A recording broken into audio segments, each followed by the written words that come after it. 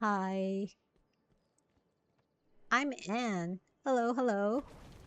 Welcome in. Um, I have some tips and tricks for new players to Diablo Immortal. So this video is intended for the new players or new-ish players. So veterans of the game, don't come for me. I don't claim to be an expert in the game. I just have played this long enough for almost 2 years, and I found that I have, garnered some information and knowledge on how to improve the stats of my character quickly from either playing it myself or getting information from my friends who play the game as well. It's a very long, grindy game, so these are ways that you can improve your stats, combat rating, and attributes on your character in a quick and efficient way. So, to get started, there is a baseline that we must have before we begin in order for you to, be able to optimize your gameplay better. So, follow your storyline to open up the rest of your map. You also want to open up your heliquary. This thing here. You want to open up your heliquary. You want to be able to also open up the warband functions, because this has one of the crucial things that we need in game, and as well as having a clan would be ideal as well. So 1, 2, 3, essential to gameplay. You can't survive without it. I mean, either way, you're still going to open it at some point. So once we have that as the baseline done, what you need to do next is, and this is your first tip, by the way, complete your challenge rifts. Right? As a solo player, this is your first trick as well. As a solo player, you can complete your max level, right, without having to complete the previous 2 or 3 levels. And in doing so, you will, once completing the max level available, the previous levels that have been incompleted, will be now marked as complete. And the rewards will be sent to you via the game's mailbox, right? In-game mailbox. It'll be sent to you there. Why is completing the challenge rift important? It's important because you need the crystals for upgrade. So this is very important for upgrading your set pieces. Here, the green ones, right? The one where you can put in the normal gems. If you are still under Hell 8 and under, you will only have 6 set pieces, and that is normal. Only after you have graduated from Hell 8 and into Infernal 1, you will gain 2 more slots for bracelets, which you can craft at Jersey, and also 2 more slots for weapons, which will enable you to have a stance. Right, there is an offensive and there is an agility. Agility/defense. Okay, but that's a video for another day. That's information for another day. Today we're just covering the bare minimum of how to improve your gameplay. Another way to improve your gameplay is through upgrading your attributes. And how do you do that is through the Iben Fahd Sanctum. So let's load in. Here we go. You will want to come in here daily, or whenever you play daily. You want to skip the shrines, go all the way to the back here, go through the sanctum debts here. I've already completed this, so I'm not going to go through it. But basically, you go through, you run through, and you pew pew pew pew pew pew pew pew pew all the way till you get to the treasure chamber. Right? in between this entire space, while you are busy shooting at or killing off the monsters, they will drop loot, of which the loot you will get will be aspirant keys. So, what do the keys look like? They look like this. Excuse me. They look like this, and you will use them for opening these chests. What do these chests wield you? What do you get from those? You get sapphire, garnet, and beryl. And these are stones, culling stones that you require to upgrade your shrine with. So there are, I think, about 5 rooms, including this room, of chests. Each room has 5 chests. And you need a total of 377 keys to open all the chests in this treasure chamber. And you are able to do that once a day. So if you have like 1,000 keys, you gotta wait and open over 3 days. Right? So this is the shrine. And in upgrading each gem here, using garnet, sapphire, and beryl, you get to improve your stats. This is one way to improve stats, right? So choose carefully as to which stat you would like to improve. So for me, I generally enjoy upgrading as a whole equally. So that's why my stats are quite equal. Some people like to just go for armor pen and armor and potency because these are the most hard-hitting attributes to have besides damage. So you may want to like think about that. Okay, so that's another way to improve your stats. And you might be asking and wondering, how on earth do I get more keys and more, just materials? One easy way is to participate in Battleground. This is basically resonance based, which is where the majority of people who play the game are usually have something to say about the match balancing, right? But either way, besides that, that's besides the point. You need to get a scoring, right? To get a rank.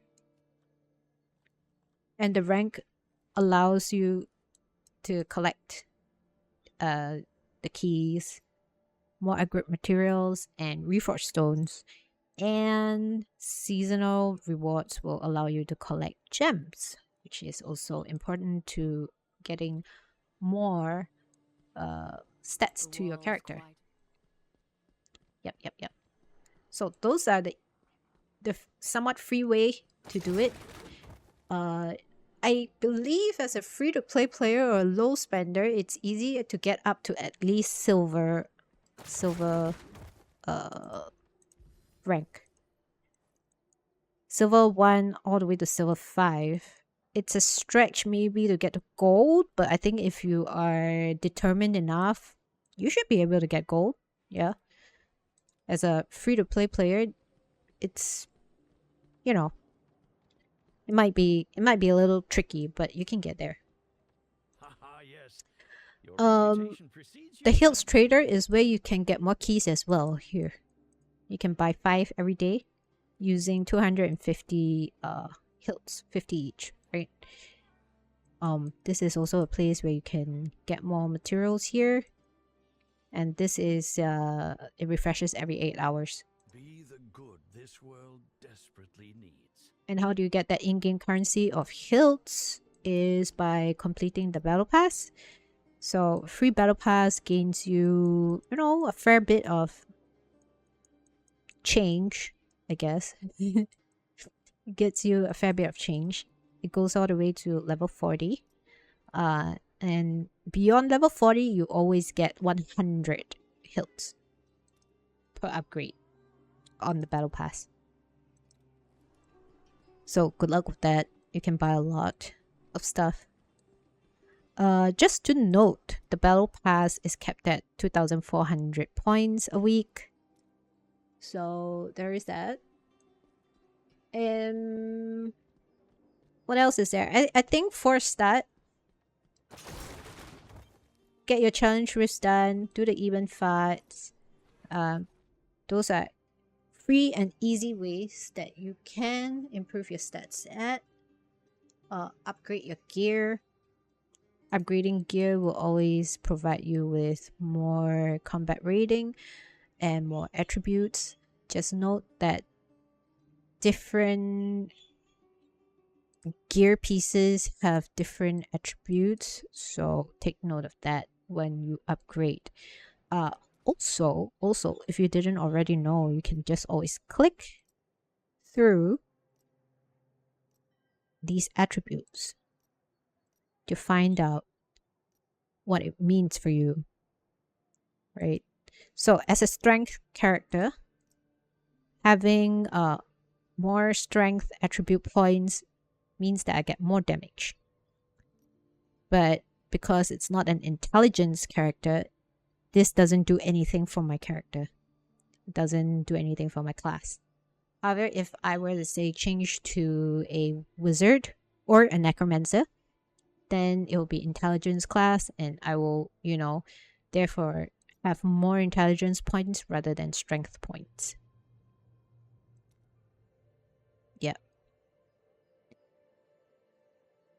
So you want to like take a look at all these attributes as well, and just study how to, you know, allocate your upgrades. Oh, and one last point. Paragon. So for every Paragon level that you gain 1 point to allocate into your Paragon trees. And in completing a Reliquary raid, hold on, let me show you. In completing a Reliquary raid, let's say if I wanted to graduate into the next Inferno level beyond Inferno 6, I need to be able to complete the last room, the last boss of each level to get to the next level. So let's say you want to get to Hell 2, complete this and you get to Hell 2. At Hell 2, if you want to get to Hell 3, complete this boss to get to Hell 3. In Hell 3, you want to get to Hell 4, you complete Twin Terrors, so on and so forth, right? And with graduating from each level means that you will be able to open up one more tree.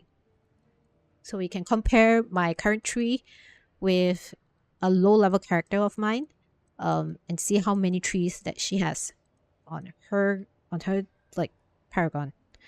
Again, you should be able to allocate attribute points towards bettering your character. To note, circular nodes are permanent attributes, right? Once learned, this attribute bonus is always applied to your character regardless of whether the Paragon tree is active or inactive. The square nodes are specialization skills. It's only applied when the tree is active. So currently, I have active the Ranger Paragon. So these skills will be applied. But I also have these skills. Well, not skills, attributes applied to my character, and it's seen here. It will be tabulated in. So going back to the point here in equipment, this tiny little man icon here, you can see how that affects, you know, your gameplay as a strength character. Like for me, for a Demon Hunter, I would want damage, armor pen, and potency, and also armor in that order, so that I can, you know, damage is, to me, offense is offense, and defense is not really required when you can kill the other guy faster.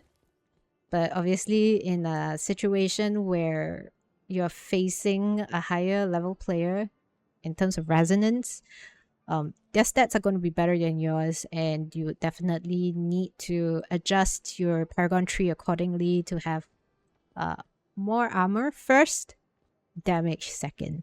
You know, just, yeah. If you're playing a Crusader, obviously you're going to be a tankier character, right? You're going to be a tankier class. You can afford not to put in as much resistance and armor to your character. If, let's say, if you're on a level playing field. Obviously as a new player, you're going to be weak all over. Doesn't matter where you place your points until you know, such point where you can be comfortable enough to allocate them accordingly. Yep. So it doesn't matter that you don't have trees that are 100% full. That's not going to happen. You can just allocate your points accordingly. Like so. Right? So I have all the notes open, but I just haven't filled in all the what you call it, persistent attributes, permanent attributes. Yep. Okay, so I forgot to show you guys what my low level character has. Right, this is a Paragon level 14 character. This is a Paragon tree. I have 12 points available that I have not put in. So, you know, just make sure you throw in the points. Don't let it sit there. Let's just do that quickly now.